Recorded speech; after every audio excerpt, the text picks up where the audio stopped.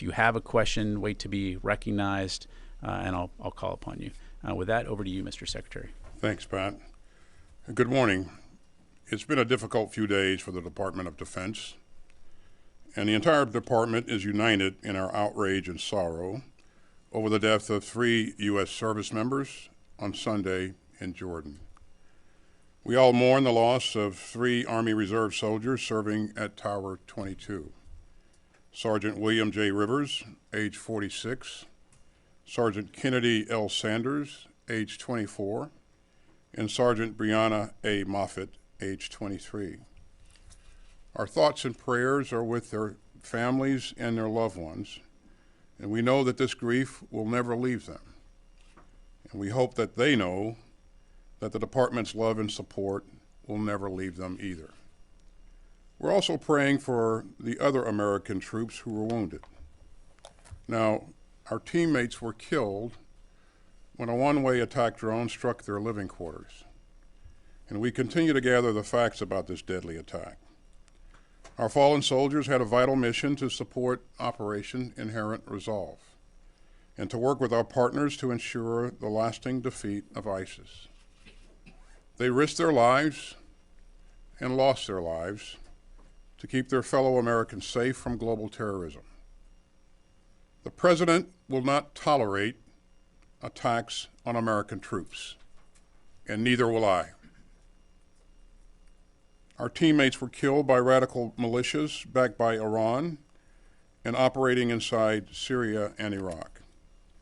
In the aftermath of the vile Hamas terrorist assault on Israel on October 7th, terrorist groups backed by Iran and funded by Iran have tried to create even more turmoil, including the Houthis, attacking commercial shipping in the Red Sea. So this is a dangerous moment in the Middle East. We will continue to work to avoid a wider conflict in the region, but we will take all necessary actions to defend the United States, our interests, and our people. And we will respond when we choose, where we choose, and how we choose. Now, that's what everyone here is focused on. But in my first week back in the Pentagon, I did want to address my recent hospital stay and some of the issues around it. I'm recovering well, but as you can see, I'm still recovering. I'm still having some leg pain and doing physical therapy to get past it. I'm deeply grateful to my doctors and the nursing staff at Walter Reed, and I very much appreciate all the good wishes. But I want to be crystal clear. We did not handle this right, and I did not handle this right. I should have told the President about my cancer diagnosis. I should have also told my team and the American public. And I take full responsibility. I apologize to my teammates and to the American people. Now, I want to make it very clear that there were no gaps in authorities and no risk to the department's command and control. At every moment, either I or the Deputy Secretary was in full charge. And we've already put in place some new procedures to make sure that any lapses in notification don't happen. In the future, if the Deputy Secretary needs to temporarily assume the duties of my office, she and several White House offices will be immediately notified, including the White House Situation Room. And so will key officials across the department. And the reason for that assumption of duties will be included in writing. Now, I want you all to know why this happened. I was being treated for prostate cancer. The news shook me, and I know that it shakes so many others, especially in the Black community. It was a gut punch. And frankly, my first instinct was to keep it private. I don't think it's news that I'm a pretty private guy. I never liked burdening others with my problems. It's just not my way. But I've learned from this experience. So taking this kind of job means losing some of the privacy that most of us expect. The American people have a right to know if their leaders are facing health challenges that might affect their ability to perform their duties, even temporarily. So a wider circle should have been notified, especially the President. I'll take your questions today, but as you know, we've got an ongoing internal review as well as a DoD Inspector General review that we fully support. So I may have to discuss some aspects later. Now, let me back up a bit. As you know, on 22nd December, I had a minimally invasive procedure to cure me of my recently diagnosed prostate cancer. And then I hit some bad luck during what is usually a pretty easy recovery. On January 1st, I felt severe leg pain and pain in the abdomen and hip. And that evening, an ambulance took me to Walter Reed. The doctors found that I had several issues that needed treatment, including a bladder infection and abdominal problems. On January 2nd, I was also experiencing fever and chills and shallow breathing. The medical staff decided to transfer me to the critical care unit for several days for closer monitoring and better team care by my doctors. And the deputy secretary assumed the functions and duties of my office, which happens when necessary. Her senior staff, my senior staff, and the joint staff were notified of this through our regular email notification procedures. And I never directed anyone to keep my January hospitalization from the White House. On January 5th, I resumed my functions and duties as secretary from the hospital. I was functioning well mentally, but not so well physically, and so I stayed at Walter Reed for additional time for additional treatment, including physical therapy for some lingering issues with my leg.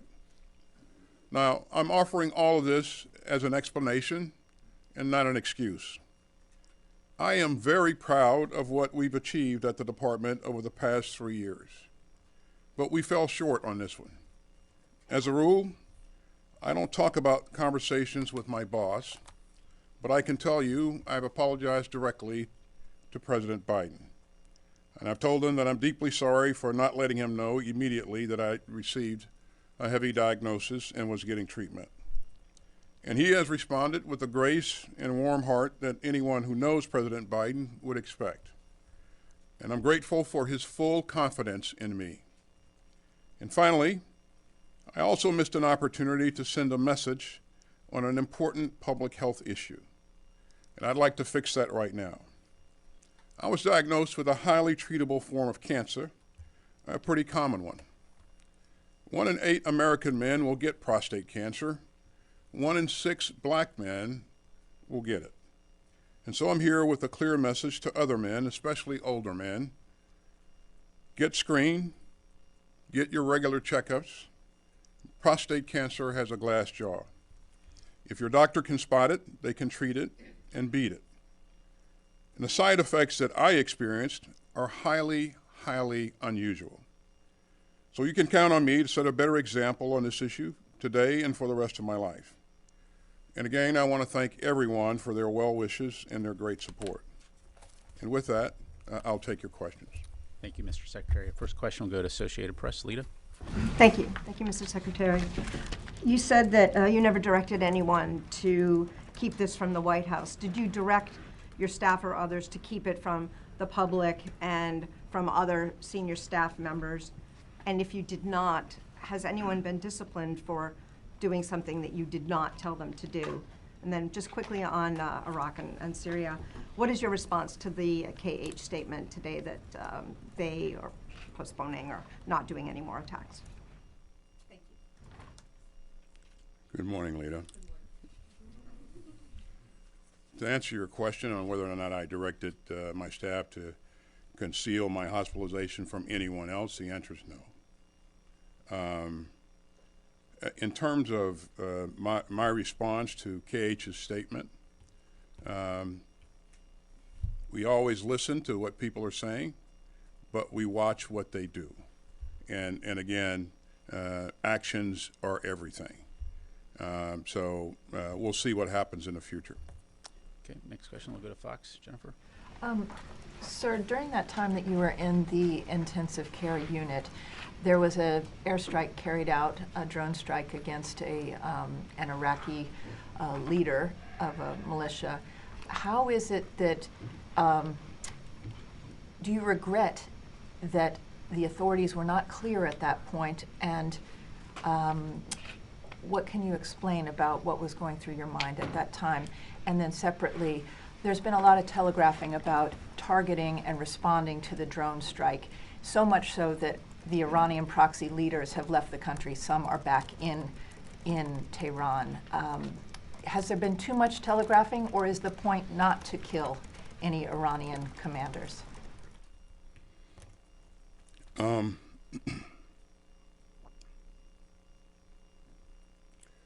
Regarding the strike on the 8th, Jen,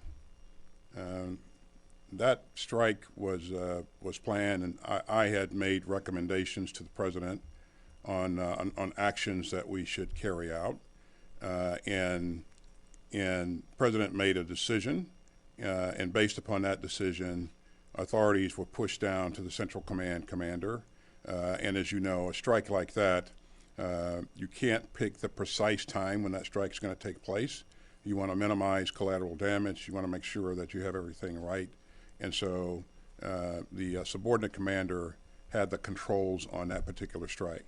So that I was very much involved in planning and the recommendations for that, and we knew that that would take place within a matter of days. In terms of telegraphing about strikes and whether or not people leave or would have left, you know, I won't speculate on any of that. I would just tell you that you know, we will have a multi-tiered response, and again, we have the ability to respond a number of times depending on what the situation is. Okay, let's go to Reuters. Phil? What did your deputy know about your condition, and when did she know it? Yeah, Phil, I think in terms of what she knew and didn't know, I think we should probably let that come out of the review. I think I won't speculate on what she knew and did not know based upon what information was passed to her. Again, I think the details of that will come out of one or both of those reviews. So. Okay. Gordon? Mr. Secretary, you said you didn't direct your staff to hide this truth or lie, but did you create a culture of secrecy that then the staff kind of interpreted your desires or your intentions when it came to you getting sick? Yeah, you know, I don't think I've created a culture of secrecy. I think there will be security officers, there will be other staff members who may perceive that they're doing things in my best interest, and you know, I can't predict or determine or ascertain what those things may be. I just know what I said and did not say, and of course, you know, I have a great staff, and they always want to intend to do the right things. But in terms of what one may or may not have perceived at any one point in time, I won't speculate on that. So. Okay. Let's go to ABC. Hi, sir. Thank you for doing this, and I think on behalf of all of us here, we wish you a speedy recovery. I'd like to ask you about the current situation in the Middle East. The message has been deterrence, deterring the attacks by the Houthis, deterring the attacks by the militias. Has deterrence failed? And if you are going to retaliate at the time and place of your choosing, is that not an escalation, particularly given all the rhetoric with Iran? And a question on your recovery, sir. At any point, did you feel that your situation had caused you to consider possibly resigning, given all of the political attention that had developed as a result of it? In terms of resignation, the answer is no. In terms of escalation in the Middle East, you know, our goal was to make sure that we contain this crisis in Gaza, and that we prevented things from spreading to a wider conflict. Now, there's a lot of activity in the region, but there's always been a lot of activity in the region, and you know well that Iranian proxy groups have been attacking our troops even well before October 7th. And we can go back and count the numbers of attacks before October 7th, and they're not insignificant. There are things that are ongoing now. Well, things that are not ongoing. You know, we don't see a conflict, an all-out conflict between Israel and Lebanese Hezbollah, and so I think managing that, I think, has been artfully done, and so, you know, we remain in contact with our Israeli counterparts and make sure that that doesn't blossom into a war on another front. We don't see Israel engaged in a conflict with other countries in the region. We're not at war with Iran. And yeah, the Houthis continue to do some things that are very irresponsible and illegal. And so our goal is to make sure that we continue to take away capability from the Houthis to do what they've been doing. And this is not a U.S. issue. This is an international issue. You know, we're going to either be serious about the freedom of navigation or we're not.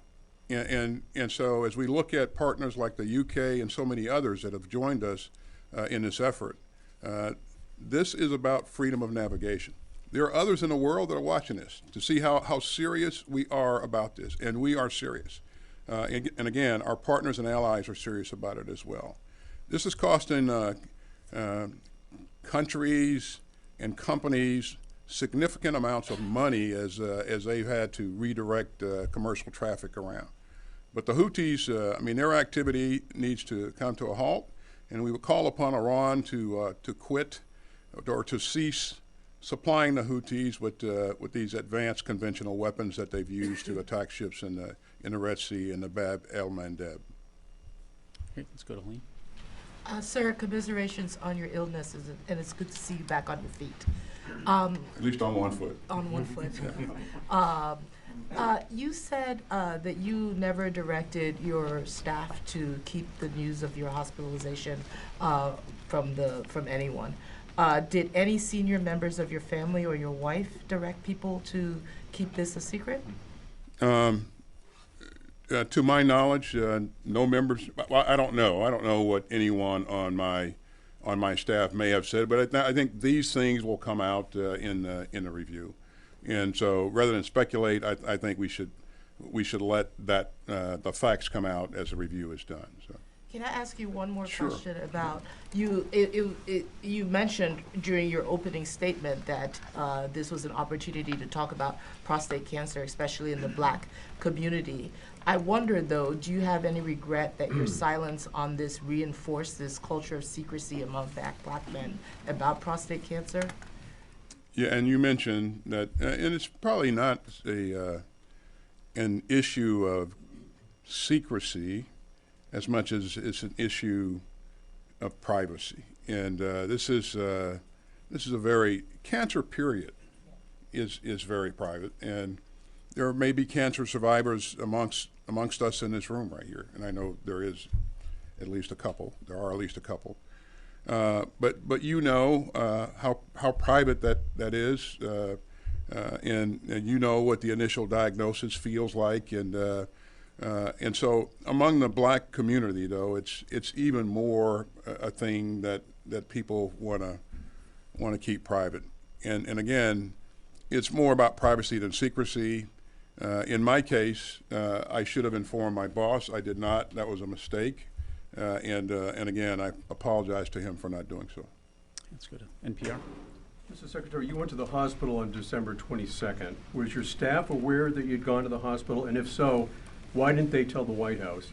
You went back to the hospital on January 1st, and an aide told the dispatcher, when the ambulance arrives, no lights, no sirens. Did you direct the aide to say that?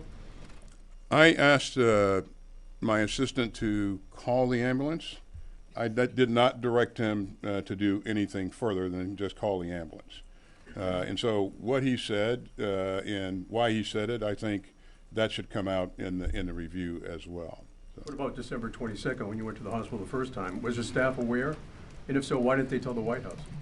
When I went to the hospital on December 22nd, I went in for that procedure. My duties were transferred to the deputy. That was planned, and and I decided to stay in the hospital overnight. Didn't have to, decided to stay there overnight because of the anesthesia that was involved. And then the next day, later in the afternoon, early evening, we transferred authorities back. No, talk about your staff. Okay, Was your let's- staff aware? Why didn't they Peter? tell the White House? Mr. Secretary, first of all, we wish you good health and thank you for taking our questions. We hope you have a quick recovery. I have two questions. I'll start with the first one on your hospitalization. You were hospitalized for days before you informed the White House or the Commander-in-Chief of your condition and your absence. Anyone else within the military chain of command would have faced reprimand or even dismissal. Why shouldn't that same standard apply to you, sir? Well, let me just say that, thanks for the question, that we didn't get this right. And as I said, I take full responsibility for the department's actions. In terms of why on the second notification was not made to the White House, that information was available. I'm not sure at this point what exactly happened, but I think details will play out as a review is conducted. So. Okay, I can follow up about the situation overseas right now and the deliberation in regards to strikes. There have been more than 160 strikes on American targets across the region, as you noted, since October. Why has the U.S. waited until American service members were killed to escalate its response? Well, as you know, we've responded a number of times and taken out, first of all, their attacks. Many of them, most of them, are going to be ineffective. And most of them we're going to defend ourselves against. Whenever we conduct a strike, we're going to hit at what we're aiming at. We're going to take away capability. We're going to do what we're desiring to do. And so this particular attack was egregious in that the attack was on the sleeping area of one of our base, and again, we've Kataib Hezbollah and other elements continue to attack our troops, and again, I think at this point we should. It's time to take away even more capability than we've taken in the past. And in terms of you use the term escalation. We've not described what our response is going to be, but we look to hold the people that are responsible for this accountable. And we also look to make sure that we continue to take away capability from them as we go forward. Let's go to the next question. Washington Post, Missy. Welcome back, Mr. Secretary. First of all, the chairman of the House Armed Services Committee, one of the main oversight committees for this building, has asked if you will come testify on a specific date. Will you do that? And secondly, on the Middle East, what's your response to the criticism that the United States is sort of playing into the hands of the Houthis because the U.S. response is elevating their status? They've demonstrated an ability to withstand years of bombing in the past. And more broadly, playing into the hands of the Iranians that support the Houthis and the other groups, when the goal of President Biden in the United States has been to prevent increased violence in the Middle East, and now the United States is taking part in actually increasing it. Thanks.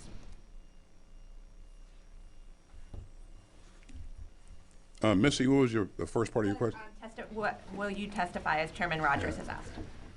Yeah, so Congress had some very relevant questions that they've asked us, and we will continue to answer those questions. We'll continue to work with Chairman Rogers' office to address any additional questions or issues that he might have. And again, we'll stay in touch with Chairman Rogers' office as things play out. So. I'm sorry, on the Middle East? Yeah. Are you playing into the hands of the Houthis and Iran more generally? Well, Missy, if you take a look at what the Houthis are doing, I mean, they're attacking commercial shipping. Initially they said that they're attacking commercial shipping because these ships were supporting Israel. They've attacked the ships that have the interest of some 50 countries that are not supporting Israel. And so this is an international crime, and this is something that we have to do about it. And in terms of elevating the status of the Houthis, I think we have to do something about that. This is not elevating their status. This is about preventing them from having the ability to do what they've done in terms of attacking ships and trying to sink ships that have nothing to do with the Israeli conflict. Let's go to CBS, David. Mr. Secretary, we all saw a golf cart out in the hallway. Is that how you're getting around now? And how confident are you that your recovery is going to be complete enough to allow you to continue in what everybody recognizes as a very demanding job? Yeah, well, nobody recognizes that more than me, but that's the first time I used that golf cart, by the way, and but I think it's pretty neat.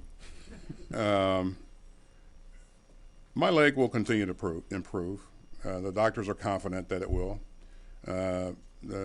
My PT specialist, who I think is a sadist, is he continues to work me hard, and he has confidence as well.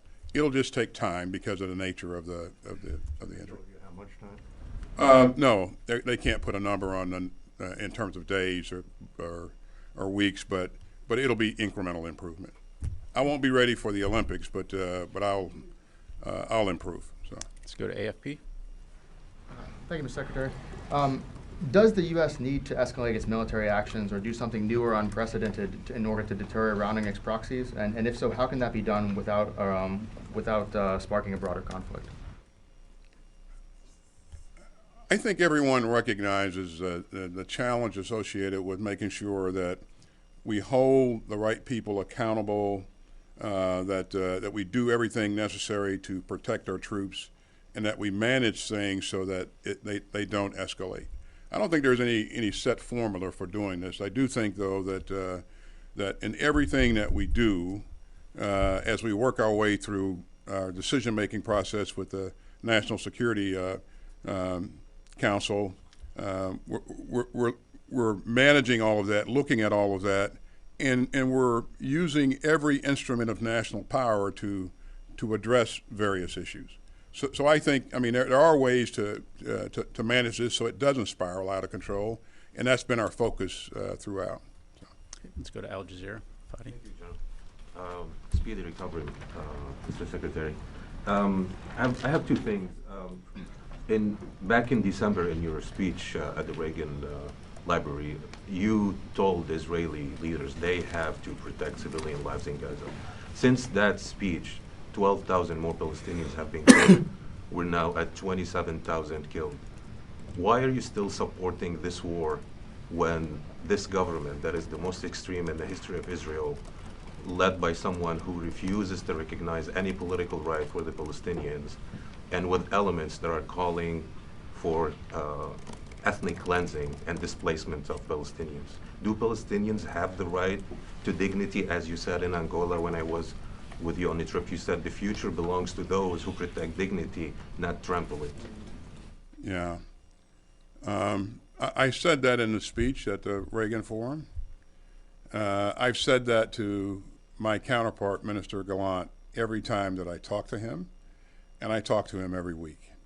And I emphasize the importance of protecting civilian lives. I also emphasize the importance of providing humanitarian assistance to the Palestinians. It's critical. It's really important. There's no question that this is it's been a tough conflict. But as I've said earlier, we are starting to see the Israelis kind of shift their stance and change their approach to a more focused and controlled, control is probably not the right word, but a more focused effort, focused on a discrete set of objectives. And so I think, we talked to them about that weeks ago, and they said they were going to do that, and they are doing that. But I will continue to emphasize, and I know Secretary Blinken and President Biden will continue to emphasize the importance of addressing the issue of the Palestinian people. It's critical. And, you know, we're doing more, but we're not doing enough. So. Time for a few more. Let's go to CNN. Secretary, allow me to join my colleagues in wishing you a speedy recovery. The 30-day review is due in a matter of days now, I think less than a week if I'm not mistaken. Do you commit to making that review public? And second question, has your Chief of Staff, Kelly Magsamen, offered her resignation, or have there been discussions about her resignation in the wake of the failure to notify? I commit to being as transparent as possible and sharing as much as possible. Oren, you'll understand that because this is a command and control of policies of our government here, there'll be elements of this that are classified. But we're committed to sharing as much as possible, as soon as possible. And your Chief of Staff, has she offered her resignation? She has not. So. Okay, let's go to PBS. Nick. Mr. Secretary, I've seen what you're going through up close among loved ones, so again, we wish you a full recovery, and I know it's possible, so thank you. You described this as a gut punch, your instinct to privacy, but if I could just ask you bluntly, you had nearly a month between the time you learned of your cancer and the time that this came out to inform the President. How could you possibly think that it was okay not to tell him? If I could be blunt, and just a small question on Iran and the Middle East, what do you believe Iran knew operationally about the attack in Jordan, and how important is that when it comes to the U.S. response? So, when the diagnosis was made, doctor highlighted that you have a finite window of time to actually get this done. If you go beyond that window, then you will have a problem. Christmas holidays coming up.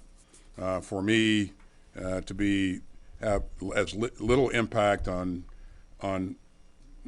what we're doing in the department, Christmas was a time for me to take a look at getting that done. It was a tough decision for me, and I did not decide until, you know, very close to when the procedure was done to actually do the procedure.